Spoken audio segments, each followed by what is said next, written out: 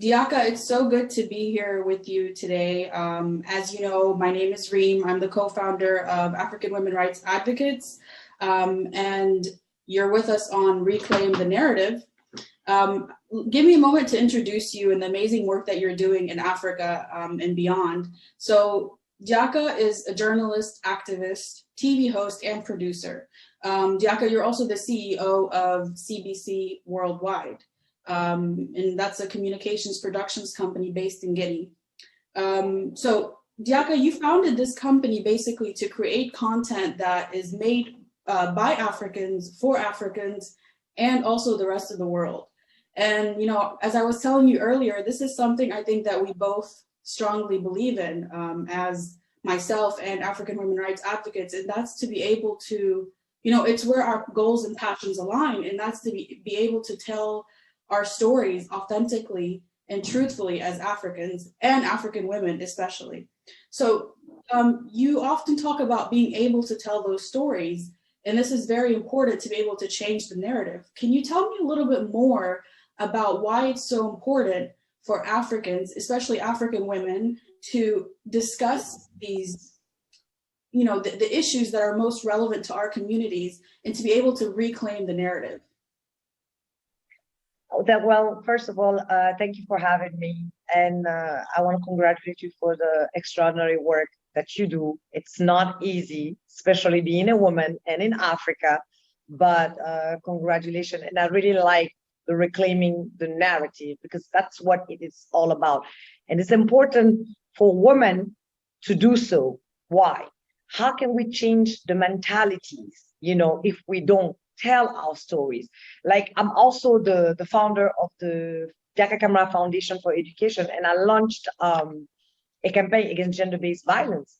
And when I found very often the name of the campaign was called Brisons le silence, which means breaks the silence, because it was important to amplify the voices of all of those survivors so we can change the narrative.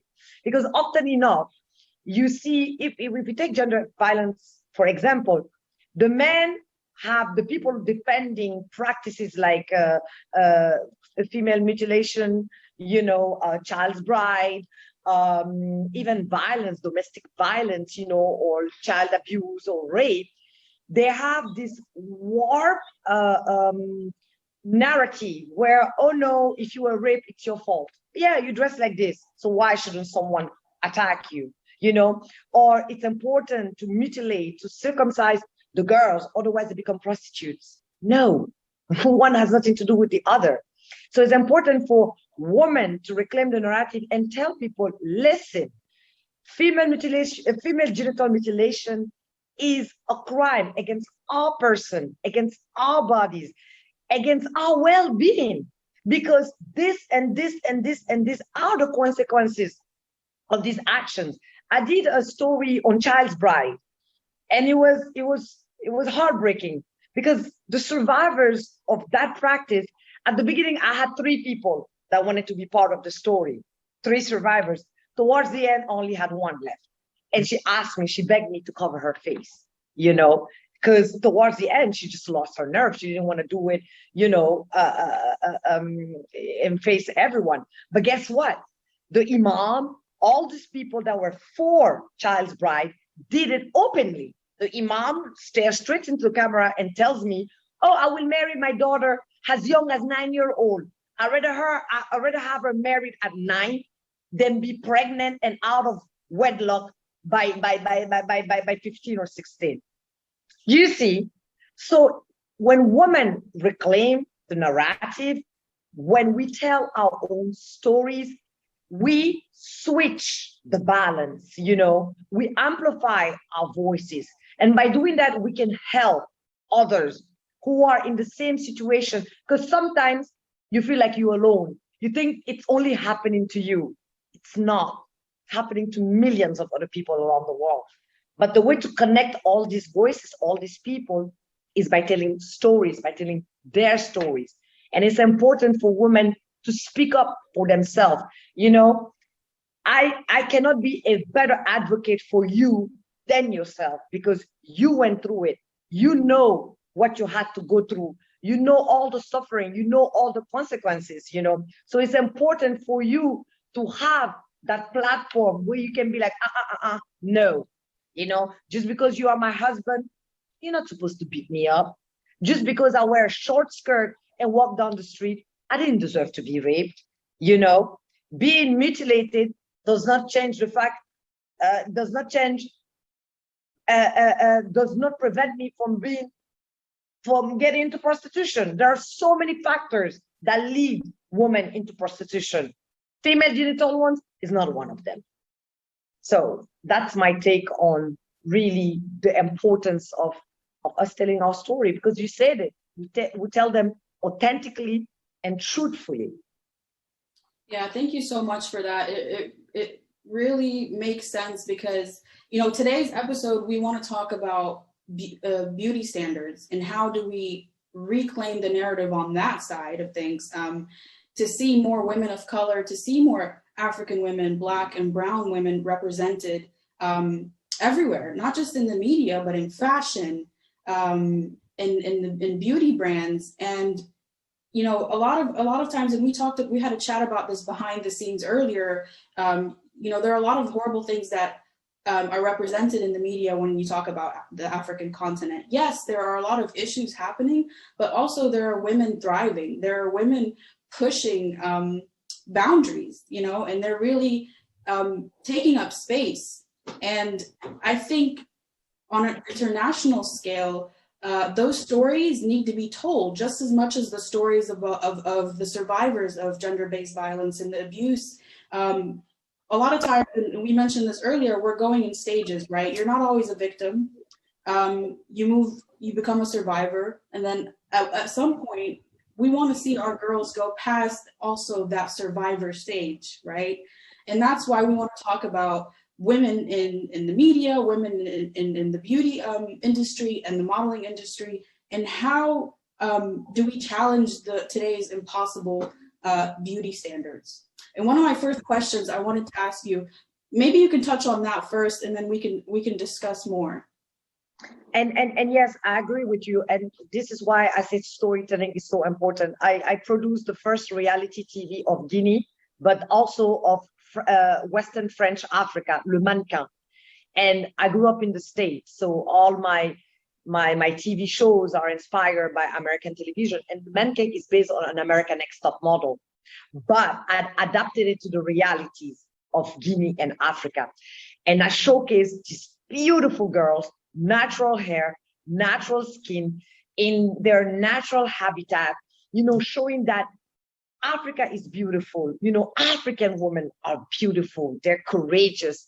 And showing also that the fashion industry is really booming in Africa, you know, because we showcase great photographers who came from all over the continent, stylists, makeup artists. And it was amazing because my makeup artist came from the US, you know, the man makeup artist.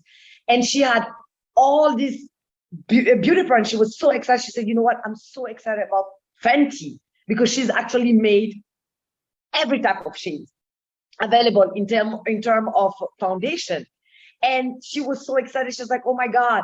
And we showcased all these different shades of brown, black, you know, and we really went showing that Africa is beautiful. Black is beautiful. Brown is beautiful, you know, and it became so popular. The show had such an extraordinary success. But what I liked the most, it was the comments where people say, oh my God, so this is Africa. Oh my God, this is Guinea. The girls are beautiful. Oh my God, they're so gorgeous. The country is beautiful, you know? I'm shocked that people were shocked. Sorry. Yes. Oh my God, they were shocked. Because, like, for instance, when you talk about Guinea, all you see all day long they talk about politics, they talk about protests, they talk about rioting. They never show you the beautiful parts. They never show you the things that are being done, because that doesn't fit into the narrative they're trying to create, which is why it's important to have also African media houses. If you take, for instance, Oprah, she built her own empire so she could give voices to women, because all the big media houses are owned by men, So the stories are always told from a man's perspective, which is why she created her own network, her own empire, so she can give voices to women, in a patriarchal society. So it's the same thing. The media, we have an important role to play into changing the narrative. Because let's face it, if you look at in Africa, all the media houses are owned by men. That's one, So, and when we look at all the powerful media houses around the world, they're owned by white men, So how can we expect a fair shake when we're not represented, in these corporations? That's why we have to create our own. That's why we have to be present on the field in order to be able to change and balance the dynamic. Would you say that was the moment you realized you wanted to shift your career from being a journalist to opening up your own production company? No, when I came, I'm like, okay, because I think being a journalist and doing the production goes hand in hand. Because what is the journalist? It's someone who looks for facts, someone who looks for truth and tell the facts the way they are. No, not through their bias or their own, vision, but that the true journalists tell the fact. So I was like, okay, having a background in journalism allows me to produce fair and balanced things. Do you see what I'm saying? That comes into play too. Because like I said, Le Mannequin, for instance, when I take the example, I wanted to showcase how Guinea was. It's a beautiful country, beautiful people, talented people, but we have issues. For instance, the challenges that the girls took part in were challenges about waste management, which is an issue in our country. Challenges about education, women empowerment, and all of that, which are real issues in our country. So I didn't make a show that showed, oh my God, everything is perfect. Everything is, no. It was fair and balanced, This is Guinea, as it is, So when moving back to Guinea, I always had the back of my mind that I would do both. But I actually thought that I would spend more time doing, stories, being a journalist than doing production. And then I was like, oh my God, no, this is magic. This is where things can, because even when you tell a story from a journalist point of view, isn't it amazing when you can make that story come to life? It's even more potent, it's even more powerful. So it's when I got into it that I shifted more my focus on producing than actually doing stories from a journalist's point of view. And while you were working with these women, did you find that, the journey to reclaiming the narrative is not a straight line, Sometimes it's up and down. Sometimes you feel like you're not only reclaiming the narrative, you have to change the narrative within your own communities. And when we talk about beauty standards, and you worked with these women on this reality show, did you feel like that they also had to challenge local beauty standards of how they should look like? I remember, I come from Egypt, and a lot of times, natural hair is not celebrated. Darker skin types are not celebrated. And I've always been on the darker side. Maybe you can't see on the camera right now because of the daylight, but I often found myself having to push the boundaries within my own family, within my own community, to say, we're all beautiful. We're all in all of our shades, all of our lines, curves, hair textures. Did you find that was also a challenge while you were working with these women, or in any instance when you're working with young girls?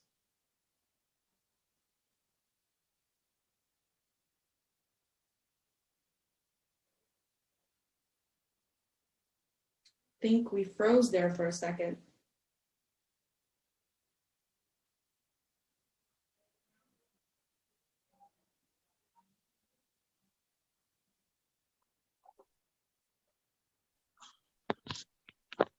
Diaka, I wanted to ask you, you know, as you're reclaiming the narrative, a lot of times that journey is not linear, right? It's up and down, and sometimes you have to change the narrative within your own communities. You know, I mentioned earlier, I come from Egypt, for example, and a lot of times our own communities set impossible beauty standards for us. You know, I have thick curly hair, it's a bit coarse. You know, I'm darker. I also like to be in the sun a lot. And this is something in our families that are sometimes not celebrated. You know, did you, while working with women on the reality show that you created, did you also find that these women or the girls that you worked with had to kind of challenge their own communities and their own background? Absolutely, because they're used to, you know, the Western standards of beauty. You know, for a woman to be beautiful, you have to be light skinned, you have to be skinny, you have to be tall, you have to have long hair, or, you know, curly wavy hair or whatever. And especially, like, for instance, in Guinea, they use a lot of whitening products, you know, to be light skinned, just like you said. And so during the show, for the casting, we told all of them, you have to come naturally. They're like, but why? You know, I said, because we want to see your true beauty. Your true beauty is not about all the artificial things that you put. We don't want no makeup, no weave, nothing. You're beautiful, nappy hair, fresh face, show up. And at first they were shocked, you know, and then they came. And then throughout when we started filming the show, we have the makeover part. And there was this girl, we were like, you know, you will look beautiful with a bow, with a shaved head. She started to cry, you know, oh no, her hair, she doesn't think she'll be beautiful. And I explained to them, beauty comes in every shapes, form, and ways. And you have such a beautiful instructor that with your shaved hair, people can actually truly see the beauty of your face, you know. And she was like, okay. She went for it. And even after the show, she kept her head shaved, you know, because she saw how amazing she looked. There was the other one that we wanted to do, you know, the curly, big, nappy afro. And she was like, well, I don't want the afro. I want the long hair and all of that. And we told her, the afro is as beautiful as the long hair. Even more so, because it's so authentic. And she ended up having some of the best pictures because of the hair, because it gave her so much personality, you know. So then you find them, exactly, because, I mean, let's face it, they watch Western TV, they read magazine, tabloids, and all of that. And all throughout all of these different forms of media, the perfect woman is always light skin. It's always, you know, tall, slim, skinny, straight hair, you know. That's what they are sold. So when we showcase, and that's what I told them after the show aired, I said, did you see the comment? Did you see how people thought you guys were so beautiful, you know? So that changes, because now they feel like their beauty is being accepted by the masses. Do you see what I'm saying? It's not just, oh, it's this Diaka who thinks you're beautiful. No, the millions of people who watched that TV show thought you were beautiful. So now it matters to them, you know? So, but yeah. It started with them accepting themselves first. Always. Because if you do not accept yourself first, you are always going to find something wrong with you. You know, and I told them, your forehead, I said, take for example, Tyra Banks, her forehead is what made her, you know, stand out. You know, your big forehead is beautiful. Your big nose is beautiful. Your pulp lips are beautiful. Do you know that people pay thousands of dollars to have those lips? You know, your high cheekbones. It's a process. It's a process. But they were able to see, and the beauty of it is that a lot of people identify themselves with them, you know, and identify themselves by having the same insecurities, you know, and it was made okay.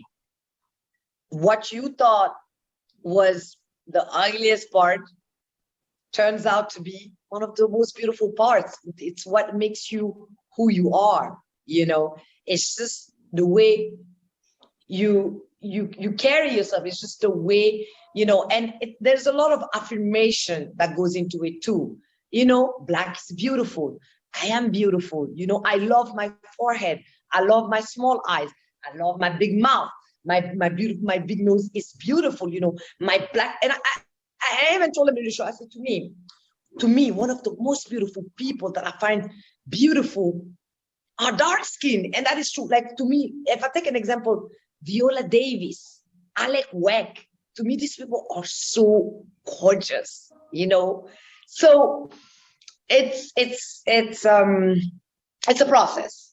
It's a process. It's definitely a process, but I'm wondering what or who inspired you throughout your own process growing up, and how did you come to, you know, when we speak, I can sense that you also radiate kind of a sense of self-love, and it's inspiring to me, to others. How did you go through that process? And if there's someone in your life that inspired you?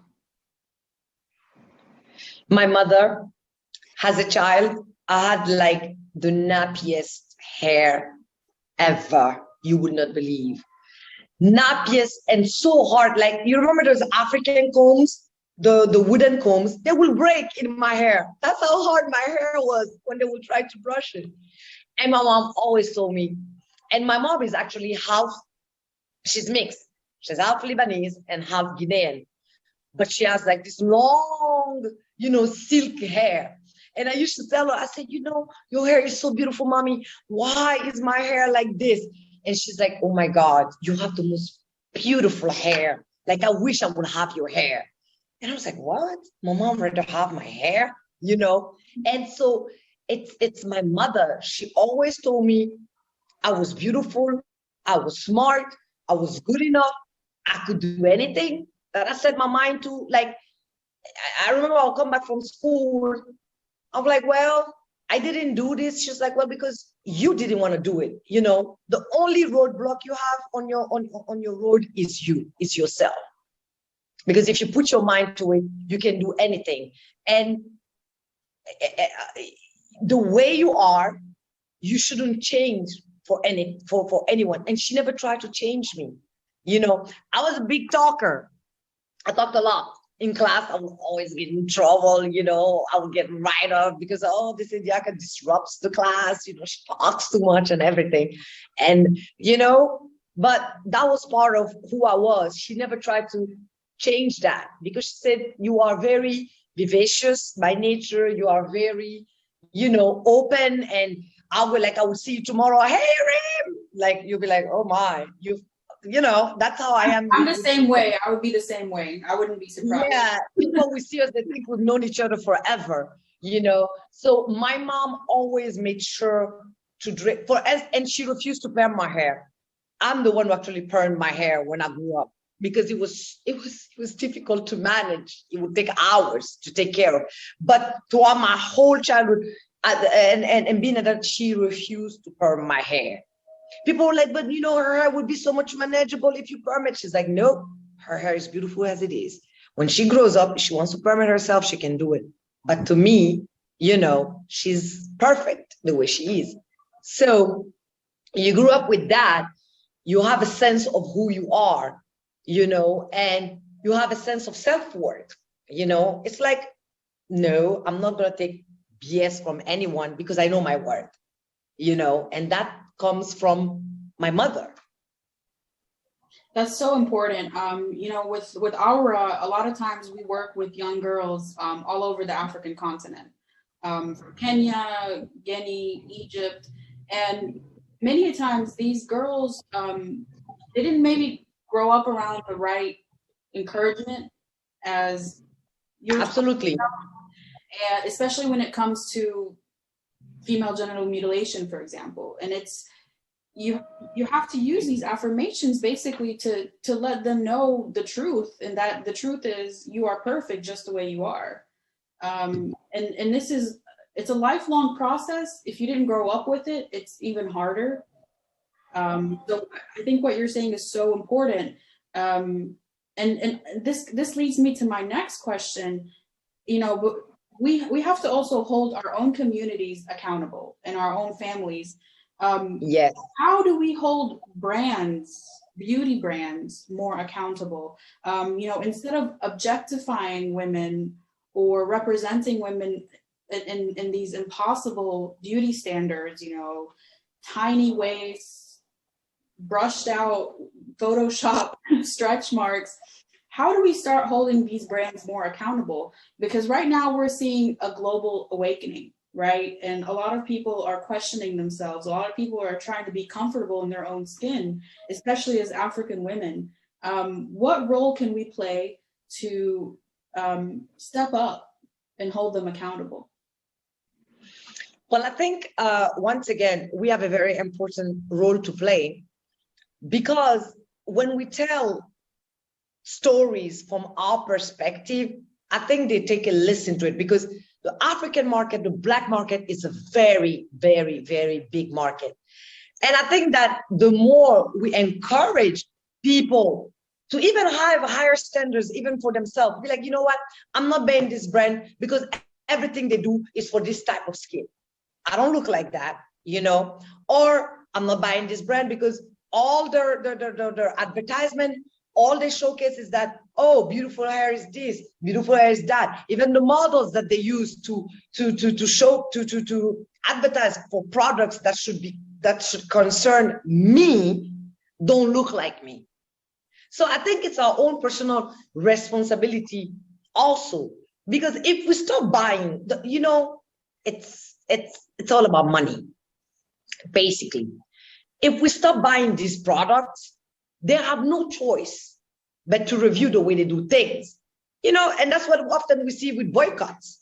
When they do something, they step out of line, and then you have everybody boycotting the product, they change. That's how we force change. It's by boycotting this thing and saying, we will not accept this anymore. It's simple as that. Because as long as we are buying, they're going to sell. As long as there's the demand, they're going to make them.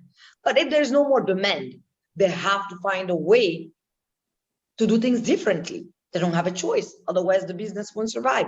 And also, we need to start supporting Black-owned businesses, you know, and because basically these people are fighting to make product for people like us.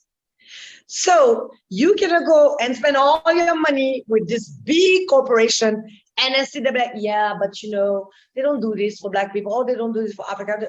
You go and buy it. If you look at even like the big corporation today, like Mezzanine, I believe, it's part of the whole L'Oreal group, but Mezzanine is completely for natural hair. You know, they had to do that adjustment because, I mean, how many people with nappy hair, natural hair, can use L'Oreal products? Do you see a little bit? You know, so we have to set. You show people the way you want to be treated. So we have to set our own standards of what is acceptable and what is not acceptable. And that's the only way to hold them accountable. You stop buying the product. You say, no, this product only works for this, or is targeted for this category of people. I don't see myself in it. We won't buy it. It's like when I think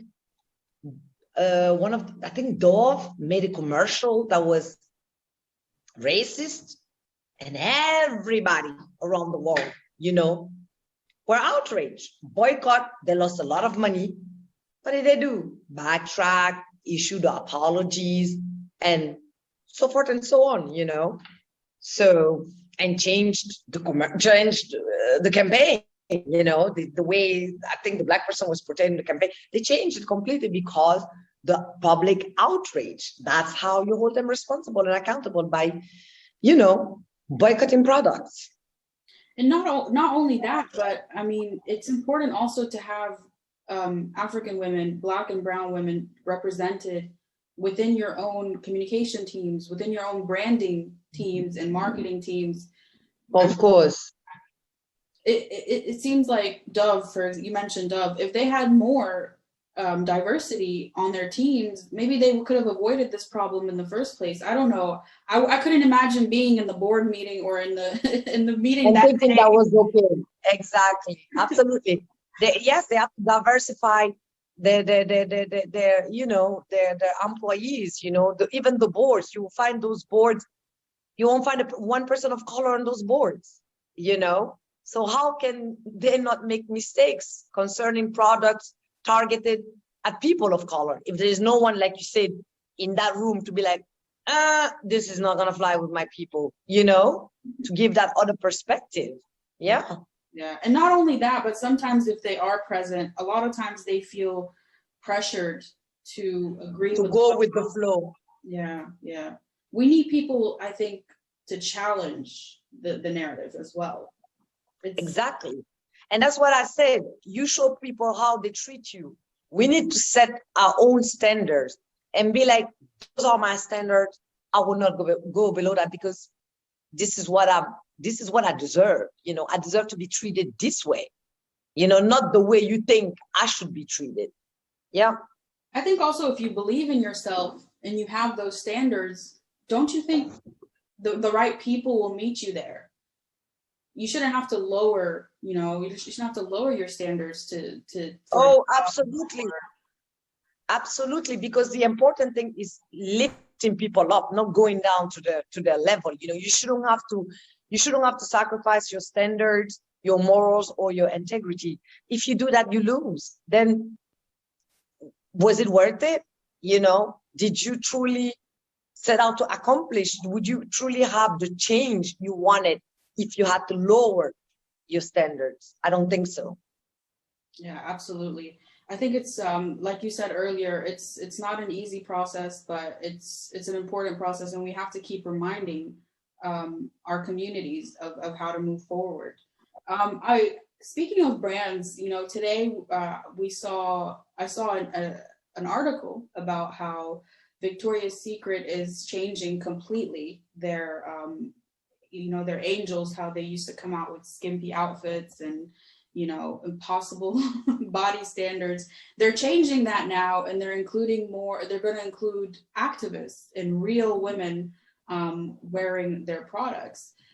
Do you think that also had to do with the recent kind of shift that we're witnessing since COVID? Actually, it was before COVID, but I think since COVID, it was before COVID. Yeah, I think since COVID came along, it really pushed. Yes, I think it started happening before COVID, because even before then, I did the first season of Le Mannequin in 2018. Yeah, and then you started the standard, even the models that started, because I remember I was researching, you know, what are the measurements for an international model, and they had changed. You know, they weren't looking for the skinny, like the Kate Moss looking models now. They had changed the standards. They were looking for like more curvy, more healthier looking women, you know? And I think, and that's because I think the average woman is having their voices heard. Now you see, there's a lot of lingerie companies that caters to plus size, to curvier. Because let's face it, there are more regular, normal-looking women than the few models we see on billboard ads, you know? And I think they started losing a lot of money. We also have trans women as well. Trans women, exactly. Women from all genders. But the common denominator that they have they're real. You know, it's more like us than the few supermodels we see on all these catwalks and everything. That's not a real representation of the woman, you know?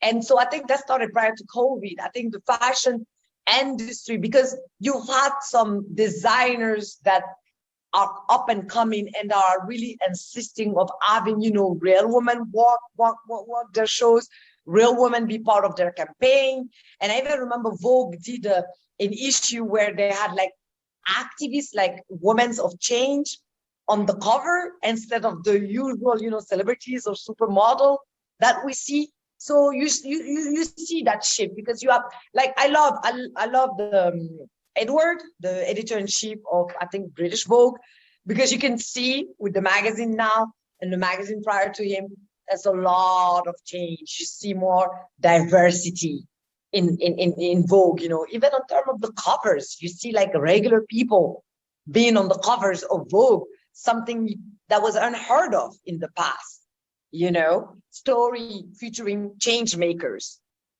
that are real people around the world, you know. So, well, I mean, the models are real people too. I think it also takes a lot of pressure off of them, because you a lot of models feel pressure to look a certain way or to be a certain size. And exactly, they're real people, but the way they look is not real. Like you said, the way they're pressured, they do a lot of things to maintain that unhealthy body image.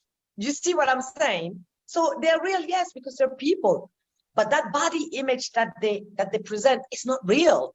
And some of them do terrible things in order to stay that skinny or to look that certain way, you know, which is not real. It's not. And what people also forget, the pictures are Photoshop. So which means they are actually even made to look skinnier than they even are in real life. And I think that now you're seeing less Photoshop. I've noticed that too, you know, than before. I wanted to ask you, as a child, did you ever feel pressured in school to have your hair you mentioned your hair earlier, but did you ever feel pressured in school to have a certain shade of skin color or to dress a certain way? And how would you advise young girls who are part of the AWRA network to overlook these that pressure and the bullying that they might face in school? African girls, Black or brown girls. I was always strong-minded and strong-willed, even as a child. And I loved my big hair. Like, oh, I love the hair. The only issue I had with the hair, when it comes to styling it, it would hurt because my hair was so nappy and it would take hours. So I decided I have to sit there so they can comb through my hair. That was the only issue. But I love the hair. I love the fro. And so I've never followed. Like, for example, I moved to the state when I was very young, when I was 13. And I went to high school there. Then I did college. And all my friends smoked and drank. I never did. Never. And like in college, I was always the designated driver. They're like, oh yeah, let's take D because she doesn't drink. She'll drive us back, you know? And I was never pressure. I had my friends like, well, just try a drink or, you know, take a puff. It will not kill you to try it once in your life. I'm like, no, you do you, I do me. And to this day, I have friends that smoke and drink. I've never smoked, never drank, because that was a personal choice for me. And I told them, I said, you know, it doesn't have anything to do with religion. It's a personal choice for me, you know, because my mom always told me as a kid, smoking is bad for you. You might end up having cancer. You know, drinking is bad because it impairs your senses. So you might get into trouble, or the things might happen to you when you are in an altered state. So those were the reason I never drank and never smoked. It had nothing to do with anything else. So, and it's important but it's difficult for these young girls. Peer pressure is, oh my God, it's real. It's real because you want to belong so badly that you are willing to do everything, even as grown up. You know, you have grown-ups that are willing to do anything to be part of a club or part of a clique. So imagine children, young girls trying to find themselves. They don't even know who they are, you know. But I think for me, the advice I will give them, when it doesn't feel right, don't do it. Because, you know, even as a child, when you are doing something, you know if it's right or not. You know, you get that sensation, you get that feeling that, maybe I shouldn't be doing this, you know. So if it doesn't feel right, do not do it. Because at the end of the day, it's about how you feel. If you feel good doing it, then good for you. But if it doesn't feel good and it doesn't feel right, do not do it. You know, you might see someone, okay, have perm hair. You're like, okay, you might even want to try it. You know, yeah, come on, let's weave our hair. Okay. And you might try it. You might end up liking it, and it might make you feel good. That's a different story. But you do it, you don't feel like yourself. You're not liking it. It's like, okay, I'm just keeping it because my friend has it. Then you shouldn't do it. If it doesn't feel right, if it doesn't feel good, don't do it. That's my advice. You mentioned the strong will. I think that also starts with kind of teaching girls to have a connection first with themselves. Because, you know, that's the only way you'll know if you're doing this because you want to do it or because the community or because other, you know, you're competing with your friends. And exactly. I think that connection also comes from having that self-love and the strong will.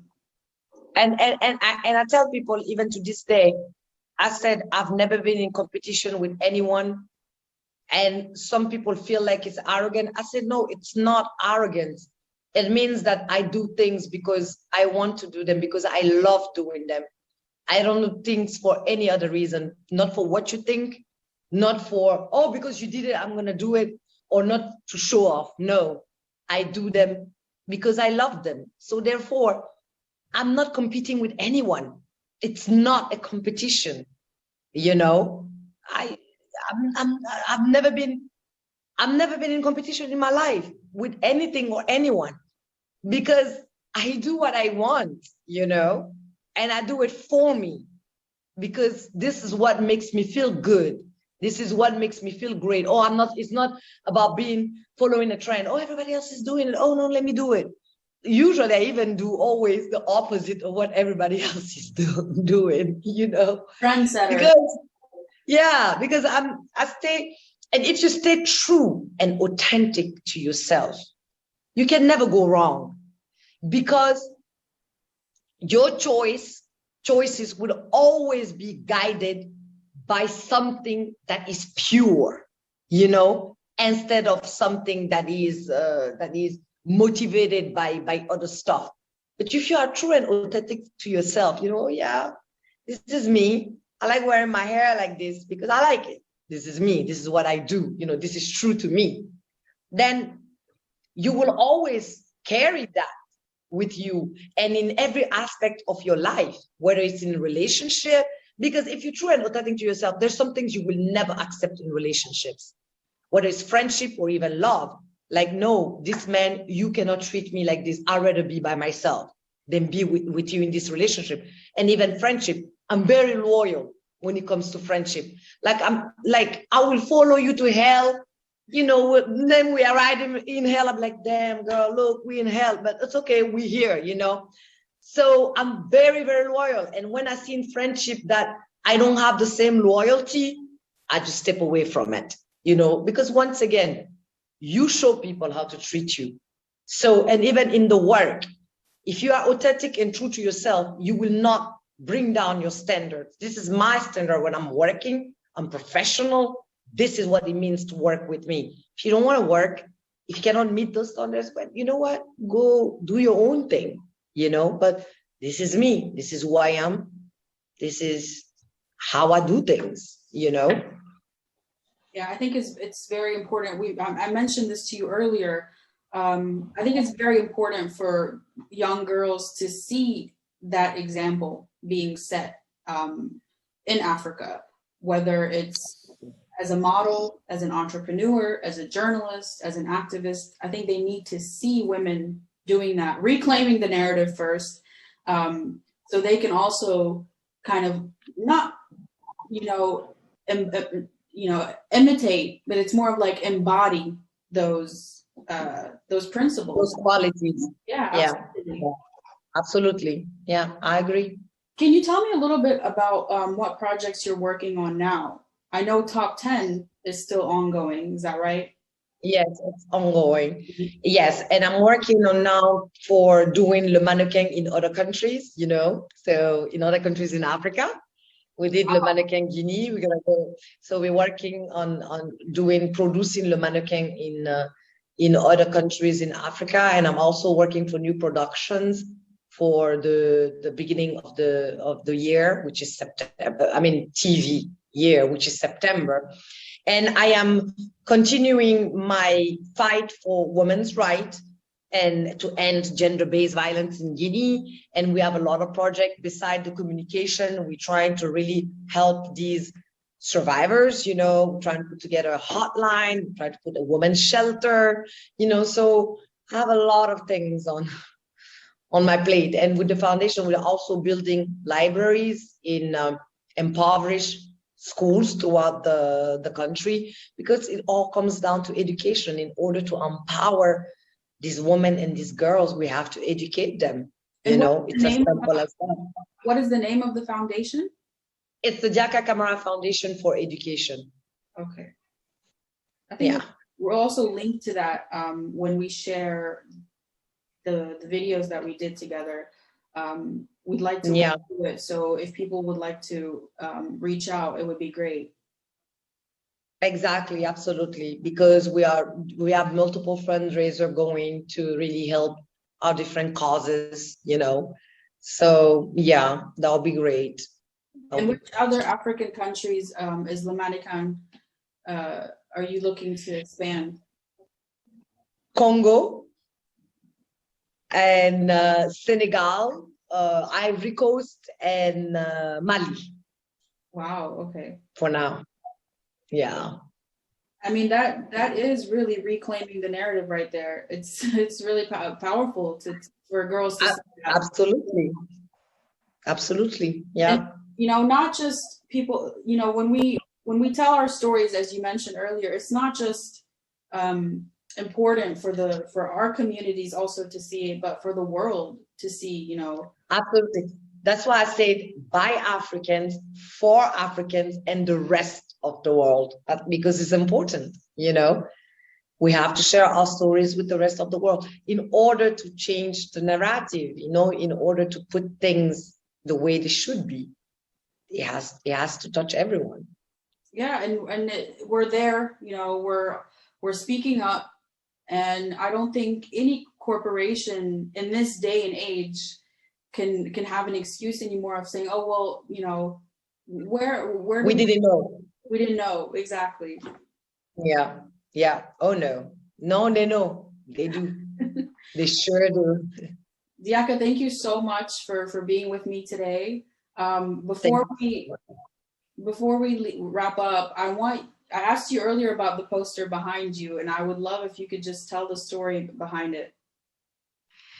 It's the logo of CBC Worldwide, and our motto, votre communication c'est nous. It means your communication is us, and it's very colorful, because to me, I feel like, you know, communication, especially when it's well done, it creates these emotions that are very powerful. And they say that the more the emotion is powerful, the more color it is, you know. And also it's about bringing all these different shades and color, because even when we look at the African continent, we are different shades, different colors, different texture, but yet we're still one, you know. We are made up of this rainbow of colors. So that was the idea behind, you know, the mix of colors, the kaleidoscope of colors. It reminds me of a melting pot, you know, and emotion is associated, it's linked to colors, you know. So the brighter they are, the happier, you know, we feel. So yep. Yeah, it's beautiful. It really, you know, caught my eye, because I do feel like it represents Africa and how diverse we are, but yet Exactly. we're connected, like you said. Exactly. Like all these colors makes one person, you know, and that's in our diversity, we are still one, you know. And that was, I think, the blessing in disguise that COVID provided was to really show that the only borders we have are the borders we put up ourselves, you know, because with COVID, things were getting done on the continent without anyone having to go anywhere, you know. So what that taught me is that, you know, once again, we are our own roadblocks. Because prior to COVID, to meet someone, no, you have to fly here, you have to go around all of Africa to meet somewhere, to get things up. Now, no, we do video conference, we do WhatsApp, you know, we have all these tools and technology, and then we get things done quicker and faster. So there are no borders, really, you know, but the borders we put up ourselves. Absolutely. And we also saw in Africa, as AWRA, we saw a lot of women step up to help their local communities, to help girls, you know, from being taken out of school or being forced into FGM, you know, and volunteering. We really saw what it means to be a community again. Yes.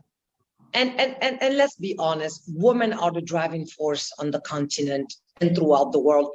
In Africa, more than 50% of, I think, no, 49 or 54% of entrepreneurs are women. Can you imagine?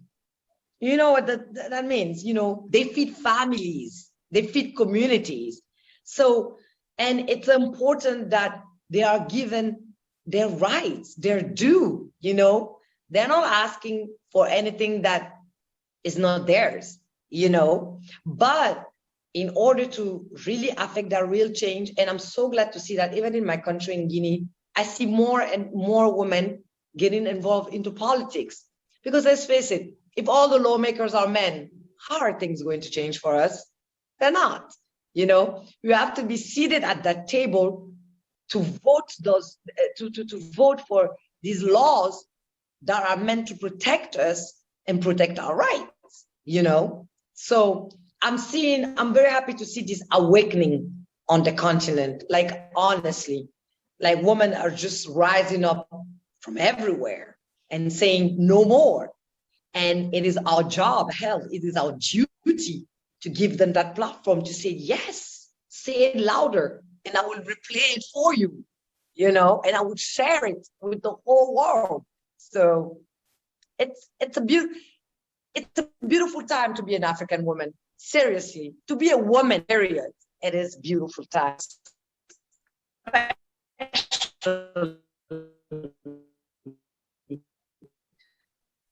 An African. There's a woman that gets up at the crack of dawn to go fetch water, come home, either they go farm or they go sell stuff in the market in order to be able to feed their family. You have women that work from 5 a.m. to 11 p.m. every single day, Monday to Monday. They're heroes. They're heroes. There's no other word for it, you know.